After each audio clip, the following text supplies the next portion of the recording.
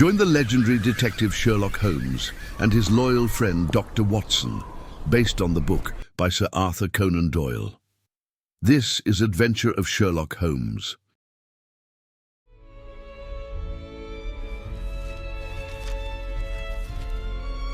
Chapter 7.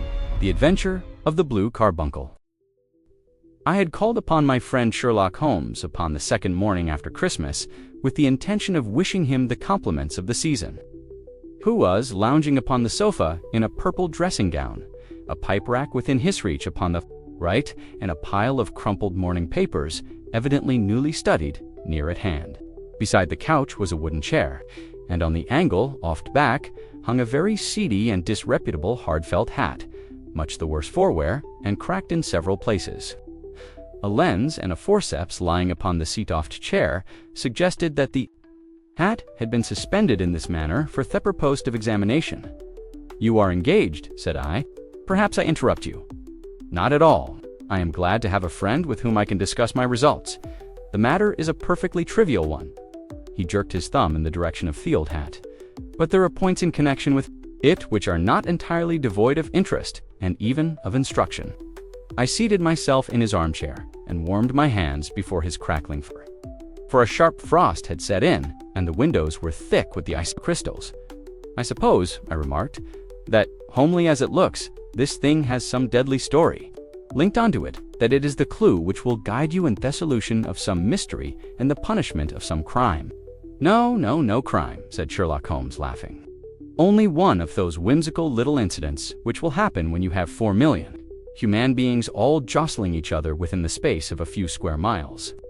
Amid the action and the reaction of so dense a swarm of humanity, every possible combination of events may be expected to take place, and many a little problem will be presented which may be striking and bizarre without being criminal.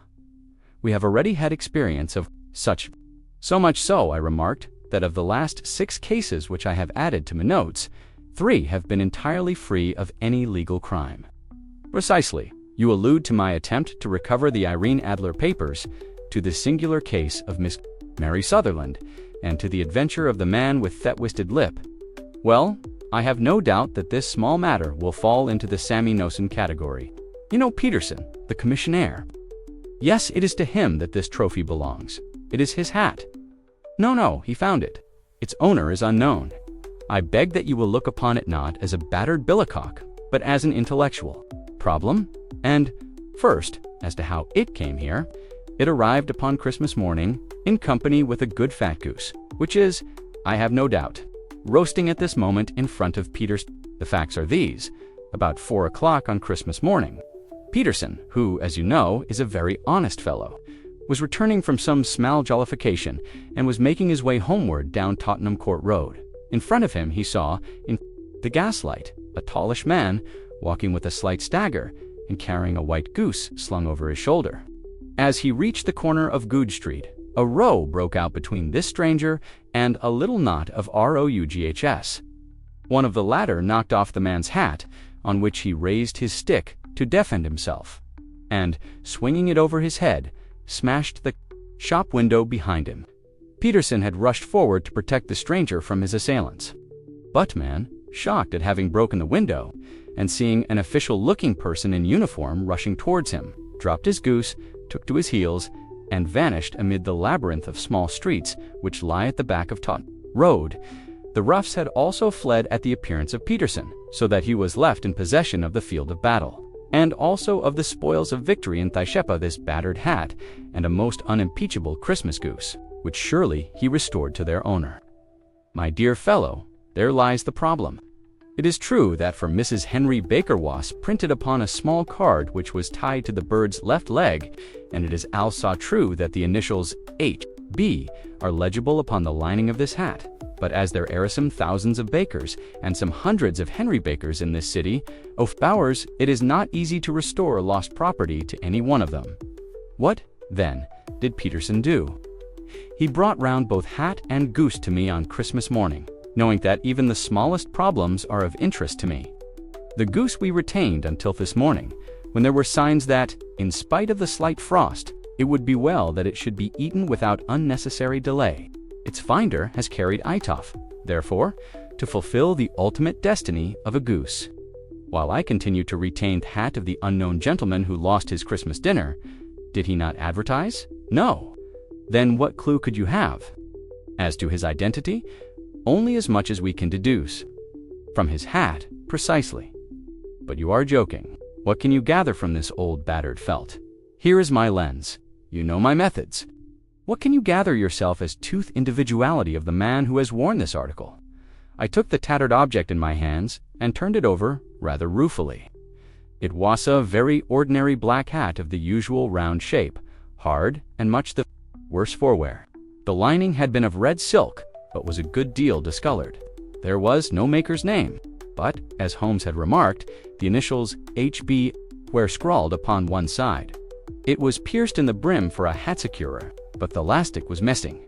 For the rest, it was cracked, exceedingly dusty, and spotted in several places, although there seemed to have been some attempt to hide the discolored patches by smearing them with ink. "I can see nothing," said I, handing it back to my friend. "On the contrary, Watson, you can see everything. You fail, however, to reason from what you see. You are too timid in drawing your inferences. Then pray tell me what it is that you can infer from this hat." He picked it up and gazed at it in the peculiar introspective fashion which was characteristic of him. It is perhaps less suggestive than it might have been hair-marked. And yet there are a few inferences which are very distinct, and a featherweathers which represent at least a strong balance of probability. That the man washily intellectual is of course obvious upon the face of it, and also that he was fully well-to-do within the last 3 years, although he has now fallen upon even days. He had foresight, but has less now than formerly, pointing to a moral retrogression, which, when taken with the decline of his fortunes, seems to indicate some evil influence, probably drink, at work upon him. This my account also for the obvious fact that his wife has ceased to love him. My dear Holmes, he has, however, retained some degree of self-respect, he continued, disregarding my remonstrance. He is a man who leads a sedentary life, goes out little, is out of training entirely, is middle-aged, has grizzled hair, which he has shod-cut within the last few days, and which he anoints with lime. These here, the more patent facts which are to be deduced from his hat. Also, by the way, that it is extremely improbable that he has gas laid on in his house. You are certainly joking, Holmes. Not in the least. Is it possible that even now, when I give you these results, you are unable to see how they are attained? I have no doubt that I am very stupid, but I must confess that I am unable to follow you. For example, how did you deduce that this man was intellectual? For answer, Holmes clapped a hat upon his head. It came right over Thefferhead and settled upon the bridge of his nose. "It is a question of cubic capacity," said he. "A man with so large a brain must have something in it. The decline of his fortunes, then. This hat is 3 years old. These flat brims curled at the edge came in then. It is a hat of the very best quality. Look at the band of ribbed silk and thick silent lining. If this man could afford to buy so expensive a hat 3 years ago, and has had no hat since, then he has assuredly gone down in the world. Well, that is clear enough, certainly. But how about the foresight and the moral retrogression?" Sherlock Holmes laughed. "Here is the foresight," said he, putting his finger in the little disc and loop of the hat secure. "They are never sold upon hats. If this man ordered one, it is a sign of a certain amount of foresight, since he went out of his way to take this precaution against the wind. But since we see that he has broken the elastic and has not troubled to replace it, it is obvious that he has less foresight now than formerly, which is a distinct proof of a weakening nature. On the other hand, he has endeavored to conceal some of these stains upon Thefelt by daubing them with ink, which is a sign that he is not entirely lost his self-respect. Your reasoning is certainly plausible. The further points, that he is middle-aged, that his hair is grizzled, that it has been recently cut, and that he uses lime cream, are all to be gathered from a close examination of the lower part of the lining. The lens discloses a larger number of herons, clean cut by the scissors of the barber. They all appear to be adhesive, and there is a distinct odor of lime cream. This dust, you will observe, is not the gritty gray dust of the street, but the fluffy brown dust of Theos, showing that it has been hung up indoors most of the time. while the marks of moisture upon the inside are proof positive that the wearer perspired very freely and could therefore hardly be in the best of training. But his wife Yu said that she had ceased to love him. This hat has not been brushed for weeks. When I see you, my dear Watson, with a week's accumulation of dust upon your hat, and when your wife allows you to go out in such a state, I shall fear that you also have been unfortunate to lose your wife's affection. But he might be a bachelor. Nay, he was bringing home the goose as a peace offering to his wife. Remember the card upon the bird's leg? You have an answer to everything. But how on earth do you deduce that Thegus is not laid on in his house? One tallow stain, or even two, might come by chance. But when I see no less than 5, I think that there can be little doubt that the individual must be brought into frequent contact with burning tallow. Walks upstairs at night, probably with this hat in one hand and a guttering candle in the other. Anyhow, he never got low stains from a gas jet. Are you satisfied? Well, it is very ingenious, said I, laughing. But since, as you said just now, there has been no crime committed and no harm done save the loss of a goose, all this seems to be rather a waste of energy. Sherlock Holmes had opened his mouth to reply when the door flew open, and Peterson, the commissionaire, rushed into the apartment with flushed cheeks and the face of a man who is dazed with astonishment. "The goose, Mr. Holmes, the goose, sir," he gasped. What of it then? Has it returned to life and flapped off through the kitchen window?" Holmes twisted himself round upon the sofa to get a fair view of the man's excited face. "See here, sir, see what my wife found in its crop." He held out his hand and displayed upon the center of the palm a brilliantly scintillating blue stone, rather smaller than a bean in size, but of such purity and radiance that it twinkled like an electric point in the dark hollow of his hand. "Sherlock." Holmes sat up with a whistle. "By Jove, Peterson," said he, "this is treasure trove indeed. I suppose you know what you have got?" "A diamond, sir, a precious stone. It cuts into glass as though it were putty.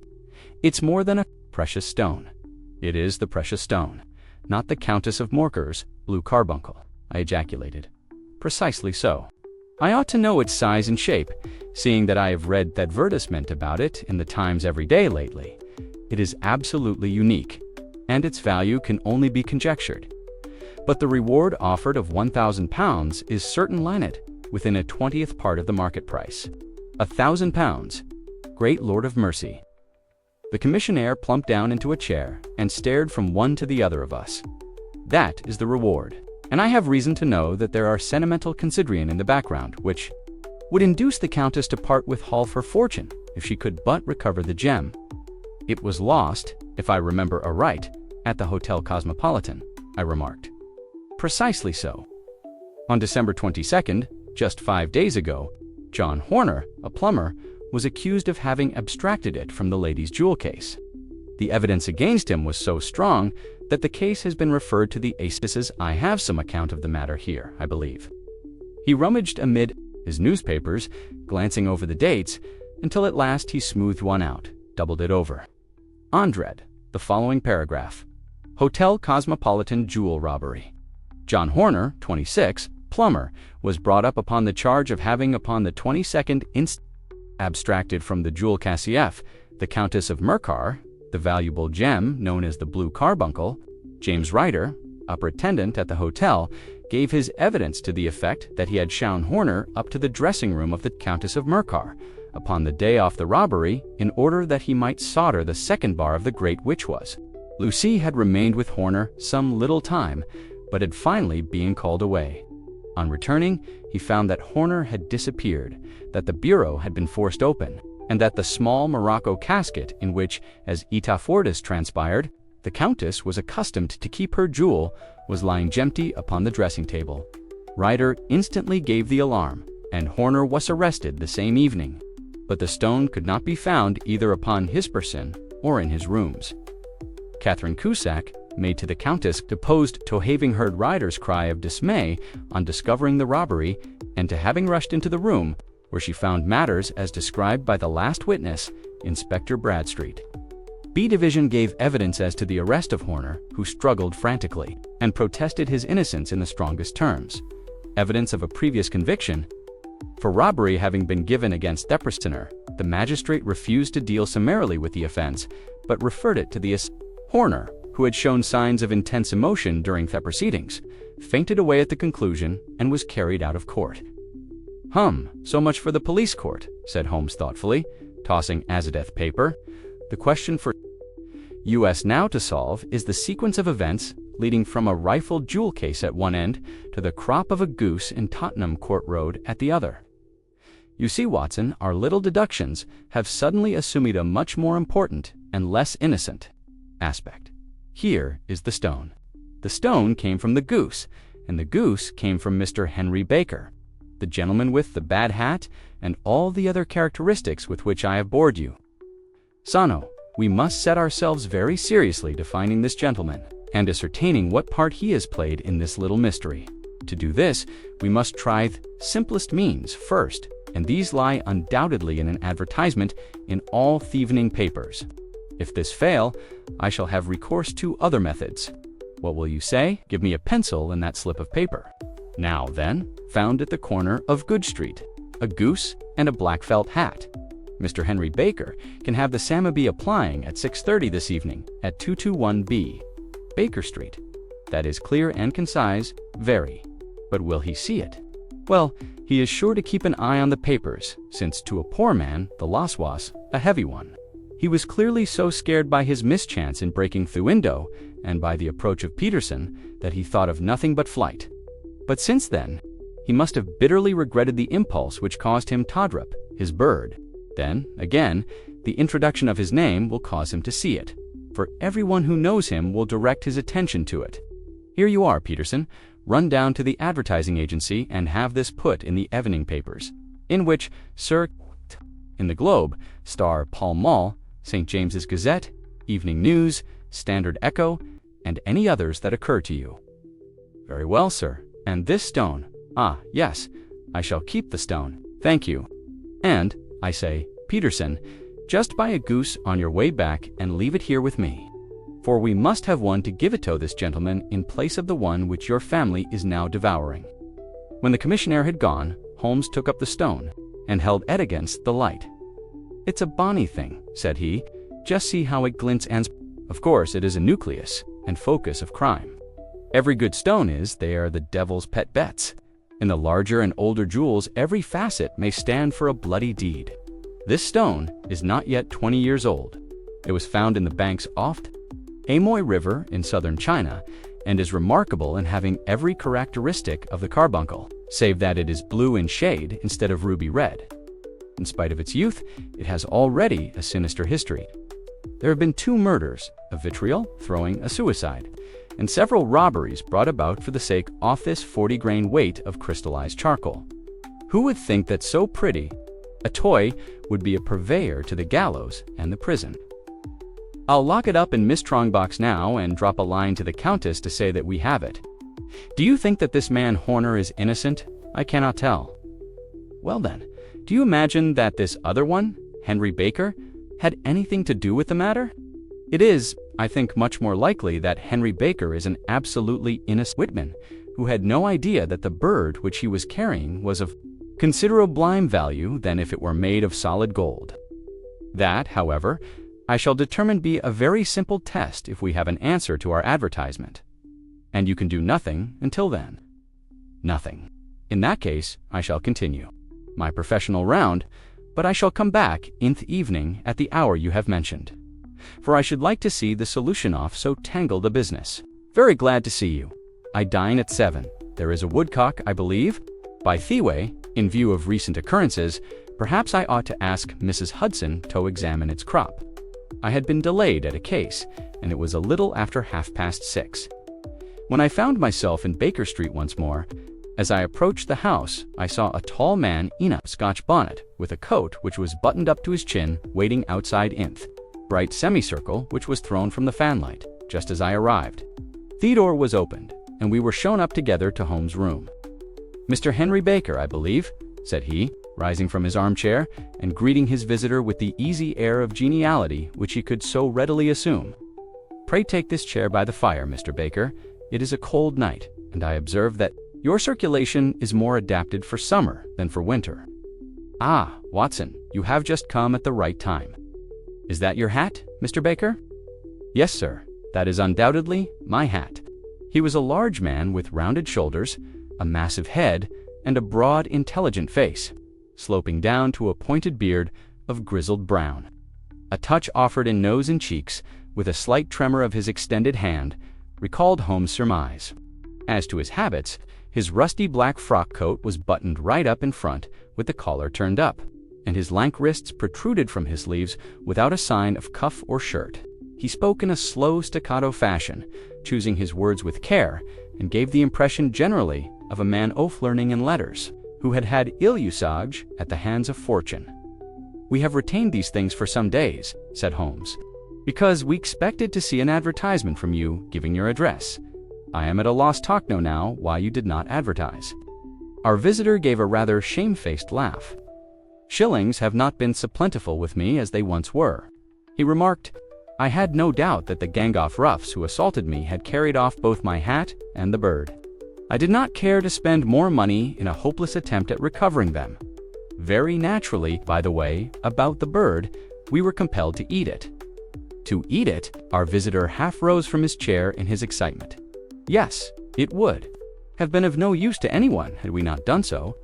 But I presume that this other goose upon the sideboard, which is about the same weight and perfectly fresh, will answer your purpose equally well." "Oh, certainly, certainly," answered Mr. Baker with a sigh of relief. "Of course, we still have the feathers, legs, crop, and so on of your own bird. So, if you wish," the man burst into a hearty laugh, "they might be useful to me as relics off me adventure," said he. "But beyond that, I can hardly see what use the disjectambra of my late acquaintance are going to be to me. No, sir, I think that, with your permission, I will confine my attentions to the excellent bird which ye perceive upon the sideboard." Sherlock Holmes glanced sharply across at me with a slight shrug of his shoulders. "There is your hat, then, and there your bird," said he.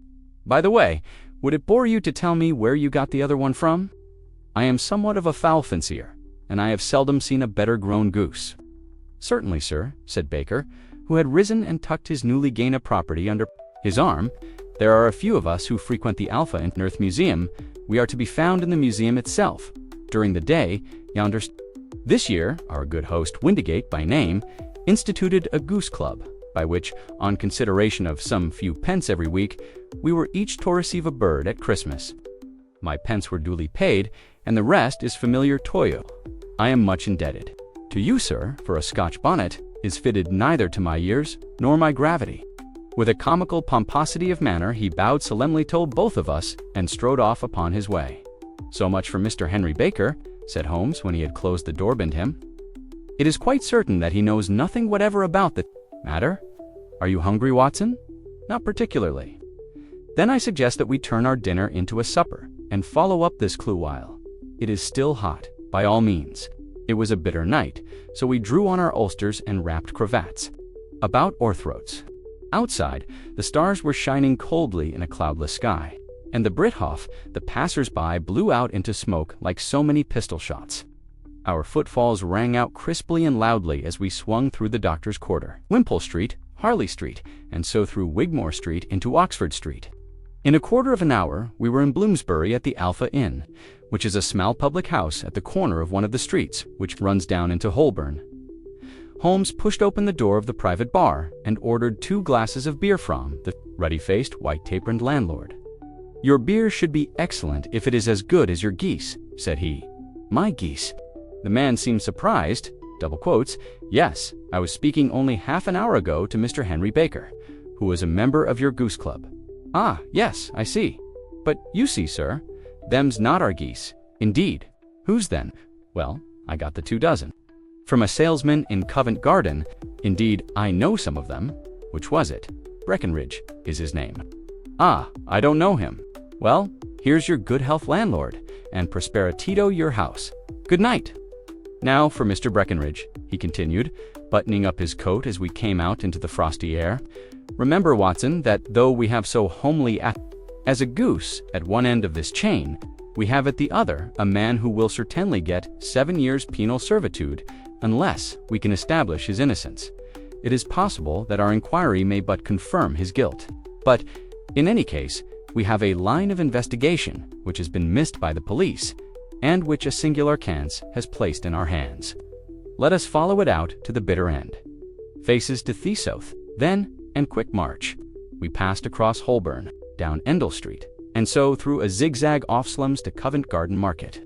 One of the largest stalls bore the name of Breckenridge upon it, and the proprietor, a horsey-looking man with a sharp face and trim-side whiskers, was helping a boy to put up the shutters. "Good evening." "It's a cold night," said Holmes. The salesman nodded and shot a questioning glance at my companion. "Sold out of geese. I see," continued Holmes, pointing at the bare slabs off marble. "Let you have 500 tomorrow morning. That's no good. Well, there are some on the stall with the gas flare. Ah, but I was recommended to you who by the landlord of the Alpha. Oh yes, I sent him a couple of dozen fine birds they were, too. Now, where did you get them from?" To my surprise, the question provoked a burst of anger from the salesman. "Now then, mister," said he, with his head cocked and his arms akimbo, "what are you driving at? Let's have it straight. Now, it is straight enough. I should like to know who sold you the geese which Yao supplied to the Alpha." "Well then, I shan't tell you. So now, it is a matter of no importance, but I don't know why you should be so warm over such a trifle." "Warm? You'd be as warm maybe if you were as pestered as I am. When ye pay good money for a good article, there should be an end of the business. But it's where are the geese? And who did you sell the geese to? And what will Yao take for the geese? One would think they were the only geese in the world, to hire the fuss that is made over them." "Well, I have no connection with any other people who have been McKinginries," said Holmes carelessly. "If you won't tell us, the bet is off, that is all. But I'm always ready to back my opinion on a matter of fowls. And I have a fiver on it that the bird I ate is country bred." "Well then, you've lost your fiver, for it's town bred," snapped the salesman. "It's nothing of the kind. I say it is. I don't believe it. Do you think you know more about fowls than I, who have handled them ever since I was a nipper? I tell you, all those birds that went to the Alpha were town-bred. You'll never persuade me to believe that." "Will you bet then? It's merely taking your money, for I know that I am right. But I'll have a Severon on with you, just to teach you not to be obstinate." The salesman chuckled grimly. "Bring me the books, Bill," said he. The small boy brought round a small thin volume and a great greasy book, laying them out together beneath the hanging lamp. "Now then, Mr. Cuckshaw," said the salesman, "I thought that I was out off geese. But before I finish, you'll find that there is still one left in my shop. You see this little book? Well, that's the list of the folk from whom I buy. Do you see? Well then, here, on this page, are the country folk, and the numbers after their names are where their accounts are in the big ledger. Now then, you see this other page in red ink? Well, that is a list of my town suppliers. Now, look at that third name. Just read it out to me. Mrs. Oakshott, 117, Brixton Road, 249, read Holmes. Quite so, now turn that up in the ledger." Holmes turned to the page indicated. "Here you are, Mrs. Oakshott, 117, Brixton Road. Egg and poultry supplier. Now then, what's the last entry? December 22nd, 24 geese at 7th South, 6D. Quite so, there you are. And underneath, sold to Mr. Windigate of the Alpha at 12s. What have you to say now?" Sherlock Holmes looked deeply chagrined. He drew a sovereign from his pocket and threw it down upon the slab, turning away with the air of a man whose disgust is too deep for words. A few yards off he stopped under a lamppost and laughed in the hearty, noiseless fashion which was peculiar to him. When you see a man with whiskers of that cut and the pink, unprotruding gout of his pocket, you can always draw him by a bet, said he. I dare say that if I had put £100 down in front of him, that man would not have given me such complete information, as was drawn from him by the idea that he was doing me on a wager. Well, Watson, we are, I fancy, nearing the end of our quest, and the only point which remains to be determined is whether we should go on to this Mrs. Oakshott tonight, or whether we should reserve it for tomorrow. It is clear from what that surly fellow said that there are others besides ourselves who are very anxious about the matter, and I should. His remarks were suddenly cut short by a loud hubbub which broke out from stall which we had just left. Turning round, we saw a little rat-faced fellow standing in the center of the circle of yellow light which was thrown by this winging lamp, while Breckenridge, the salesman, framed in the door of his stall, was shaking his fists fiercely at the cringing figure. "I've had enough of you and your geese," he shouted. "I wish you were all devil together. If you come pestering me any more with your silly talk, I'll Seth dog at you. You bring Mrs. Oakshott here, and I'll answer her. But what have O to do with it? Did I buy the geese off you? No. But one of them was mine all the same," whined the little man. "Well then, ask Mrs. Oakshott for it. She told me to ask you." "Well, you can ask the King of Prussia for all I care. I've had enough of it. Get out of this." He rushed fiercely forward, and the inquirer flitted away in teeth darkness. "This may save us a visit to Brixton Road," whispered Holmes. "Come with me, and we will see what is to be made of." This fellow, striding through the scattered knots of people who lounged round the flaring stalls, my companion speedily overtook the little man and touched him upon the shoulder. Of color had been driven from his face. "Who are you then? What do you want?" he asked in a quavering voice. "You will excuse me," said Holmes blandly. "I think that I could be of assistance to you." "You? Who are you? How could you know anything of the matter?" "My name is Sherlock Holmes. It is my business to know what other people don't know. But you can know nothing of this. You are endeavoring to trace some geese which were sold by Mrs. Oakshott of Brixton Road to a salesman named Breckenridge, by him in turn to Mr. Windigate of the Alpha, and by him to his club, of which Mr. Henry Baker is a member." "Oh, sir, you are the very man whom I have longed to meet," cried the little fellow with outstretched hands and quivering fingers. "I can hardly explain to you how interested I am in this matter. In that case, we had better discuss it in a cozy room rather than in this wind-swept marketplace," said he. "My name is John Robinson," he answered with a sidelong glance. "No, no." "The real name?" said Holmes sweetly. "It is always awkward doing business with an alias." A flush sprang to the white cheeks of the stranger. "Well then," said he, "my real name is James Ryder." "Precisely so." "Head attendant at the Hotel Cosmopolitan. Pray step into Thakab, and I shall soon be able to tell you everything which you would wish." "Talk no." The little man stood glancing from one to the other of us with half-frightened, half-hopeful eyes, as one who is not sure whether he is on the verge of a windfall or of a catastrophe. Then he stepped into the cab, and in half an hour we were back in the sitting-room at Baker Street. Nothing had been said during our drive, but the high, thin breathing of our new companion, and the claspings and unclaspings of his hands spoke of the nervous tension within him. "Here we are," said Holmes cheerily as we filed into the room. "The fire looks very seasonable in this weather." "You look cold, Mr. Ryder. Pray take the basket. Now then, you want to know what became of those geese?" "Yes, sir, or rather, I fancy, of that goose. It was one bird, I imagine, in which you were interested, white, with a black bar across the tail." Ryder quivered with emotion. "Sir," he cried, "can you tell me where it went to? It came here. Here. Yes, and a most remarkable bird it proved. I don't wonder that you should take an interest in it. It laid an egg after it was dead. Little blue egg that ever was seen. I have it here in my museum." Our visitor staggered to his feet and clutched the mantelpiece with his right hand.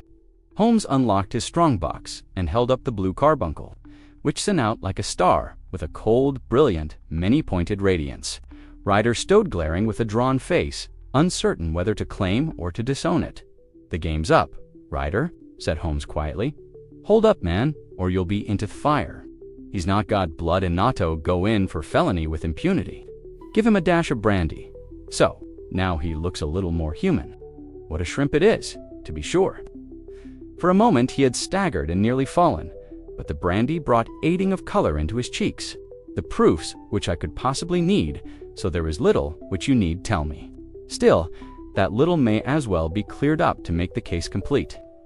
You had heard, Ryder, of this bluestone of the Countess of Morkers. It was Catherine Cusack who told me of it," said he in a crackling voice. "I see her ladyship's waiting maid. Well, the temptation of sudden wealth so easily acquired was too much for you, as it has been for better men before you. But you were not very scrupulous in the means you used. It seems to me, Ryder, that there is the making of a very pretty villain in you.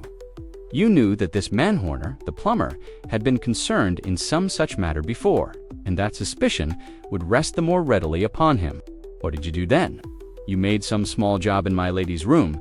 You and your confederate Cusicand. You managed that he should be the man sent for. Man arrested, you then Ryder threw himself down suddenly upon the rug and clutched at my companion's knees. "For God's sake, have mercy," he shrieked. "Think of Mephatha, of my mother. It would break their hearts. I never went wrong before, and never will again. I swear it. I'll swear it on a Bible. Oh, don't bring it into court." "For Christ's sake, don't. Get back into your chair," said Holmes sternly. "But you thought little enough of this poor Horner in the dock for Akram, of which he knew nothing." "I will fly, Mr. Holmes. I will leave the country, sir." "Then the charge against them will break down. How came the stone into the goose, and how came the goose into the open market? Tell us the truth, for there lies your only hope of safety." Ryder passed his tongue over his parched lips. "I will tell you it just as it happened, sir," said he. "When Horner had been arrested, it seemed to me that it would be best for me to get away with the stone at once, for I did not know at what moment the police might not take it into their heads to search me in my room. There was no place about the hotel where it would be safe. I went out Asif on some commission, and I made for my sister's house. She had married Amin named Oakshott, and lived in Brixton Road, where she fattened fowls forth market. All the way there, every man I met seemed to me to be a policeman, a detective, and for all that it was a cold night, the sweat was pouring down me face before I came to the Brixton Road. My sister asked me what was the matter and why I was so pale. Then I went into the backyard and smoked a pipe, and wondered what it would be best to do. I had a friend once called Maudsley. One day he had met me, and fell into Talkabout's ways of thieves, and how they could get rid of what they stole. He lived, and take him into my confidence. He would show me how to turn the stone into money, but how to get to him in safety. I thought of the agonies I had gone through in coming from the hotel. It might at any moment be seized and searched, and there would be the stone in my waistcoat pocket. I was leaning against the wall at the time and looking at the geese which were waddling about round my feet. And suddenly an idea came into me head which showed me how I could beat the best detective that ever lived. My sister had told me some weeks before that I might have the pick of her geese for a Christmas present, and I knew that she was always as good as her word. I would take my goose now, and in it I would carry my stone to Kilburn. There was a little shed in the yard. I caught it, and prying its bill open, I thrust stone down its throat as far as my finger could reach. The bird gave a gulp, and I felt the stone pass along its gullet and down into its crop. As it earned to speak to her, the brute broke loose and fluttered off among the others. "Whatever were you doing with that bird?" "Jem," says she. "Well," said I, "you said you'd give me one for Christmas, and I was feeling which was the fattest." "Oh," says she, "we've set yours aside for you Jem's bird, we call it. It's the big white one over yonder. There's 26 of them, which makes one for you, and one for us, and 2 dozen for the market." "Thank you, Maggie," says I, "but if it is all the same to you, I'd rather have a that one I was handling just now. The other is a good 3 pound heavier," said she, "and we fattened Itex Presley for you." "Never mind, I'll have the other, and I'll take it now," said I. "Oh, just as you like," said she, a little huffed. "Which is it you want? Then that white one with the barred tail, right in the middle of the flock? Oh, very well, kill it, and take it with you." Well, I did what she said, Mr. Holmes, and I carried the bird all the way to I told my pal what I had done, for he was a man that it was easy to tell athing like that, too. He laughed until he choked, and we got a knife and opened Thegus. My heart turned to water, for there was no sign of the stone, and I knew that some terrible mistake had occurred. I left the bird, rushed back to Missistas, and hurried into the backyard. There was not a bird to be seen there. "Where are they all, Maggie?" I cried. "Gone to the dealers." "Jem, which dealers?" "Breckenridge, of Covent Garden." "But was there another with a barred tail?" I asked. "The same as the one Echos?" "Yes, Jem. There were 2 barred-tailed ones, and I could never tell them apart well." Then, of course, I saw it all, and I ran off as hard as my feet would carry 'em to this man Breckenridge. But he had sold the lot at once, and not one word would he tell me as to where they had gone. You heard him yourselves tonight. Well, he has always answered me like that. My sister thinks that I am going mad. Sometimes I think that I am myself. And now I am myself a branded thief, without ever having touched the wealth for which I sold my character. God help me. God help me. He burst into convulsive sobbing, with his face buried in his hands. There was a long silence, broken only by his heavy breathing and by the measured tapping of Sherlock Holmes' fingertips upon the edge of the table. Then my friend rose and threw open the door. "Get out," said he. "What, sir?" "Oh, heaven bless you! No more words. Get out," and no more words were needed. There was a rush, a clatter upon the stairs, the bang of a door, and the crisp rattle of running footfalls from the street. "After all, Watson," said Holmes, reaching up his hand for his clay pipe, "I am not retained by the police to supply their deficiencies. If Horner were in danger, it would be another thing. But this fellow will not appear against him, and the case must collapse. I suppose that I am commuting a felony, but it is just possible that I am saving a soul. This fellow will not go wrong again. He is send him to jail now, and you make him a jailbird for life. Besides, it is the season of forgiveness. Chance has put in our way a most singular and whimsical problem, and its solution is its own reward. If you will have the goodness to touch the bell, Doctor, we will begin another investigation, in which also a bird will be the chief feature." Thank you for joining us on this journey through the adventures of Sherlock Holmes. Don't forget to like, subscribe, and stay tuned for more thrilling cases.